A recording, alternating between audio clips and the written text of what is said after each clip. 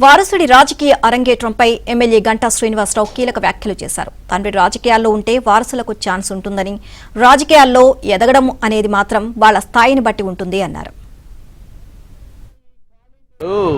ఎవరైనా వారసులు అనేది వాళ్ళకి అదొక ఎంట్రీకి ఒక చిన్న యాక్సెస్. కానీ వాళ్ళు రాజకీయాల్లో ఉండాలా, వాళ్ళు సక్సెస్ అవ్వాలా, లేకపోతే ఎలా ఉంటారనేది అల్టిమేట్గా వాళ్ళ యొక్క కెపాసిటీ బట్టి, వాళ్ళ యొక్క హార్డ్ వర్క్ బట్టి ఉంటుంది తప్ప రాజకీయాల్లో కేవలం వారసులతో సక్సెస్ అవ్వాలని లేదు. ఎందుకంటే వాళ్ళకి ఒక ఈజీ పలాని గంటా శ్రీనివాస గారు అబ్బాయి, లేకపోతే పలాని ఎక్స్ వాళ్ళ అబ్బాయి, పలాని ఎక్స్ వాళ్ళ అమ్మాయి అని ఒక ఎంట్రన్స్కి ఒక ఈజీ యాక్సెస్ వస్తుంది. అంతేగాని అల్టిమేట్గా వాళ్ళు ప్రూవ్ చేసుకోవాల్సింది వాళ్ళు ఓన్గా వాళ్ళు ప్రూవ్ చేసుకోవాలి. వాళ్ళకి ఆ స్టామినా ఉండాలి, ఆ శక్తి ఉండాలి, ఆ హార్డ్ వర్క్ చేయాలి. అల్టిమేట్గా డెస్టినీ కూడా కలిసి రావాలి.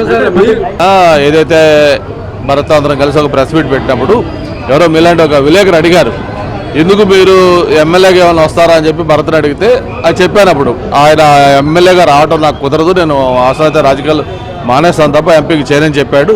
ఆ విషయంలో ఒకవేళ ఏదైనా ఈక్వేషన్ ప్రకారం మళ్ళీ ఆయన ఎమ్మెల్యేగా రావాల్సి వస్తే అప్పుడు నేను ఎంపీకి వెళ్ళడానికి సిద్ధంగా ఉన్నా అని చెప్పాం. అంతే తప్ప ఎవరు ఏమి కూడా అటువంటి మార్పులు ఆలోచనలు లేవు.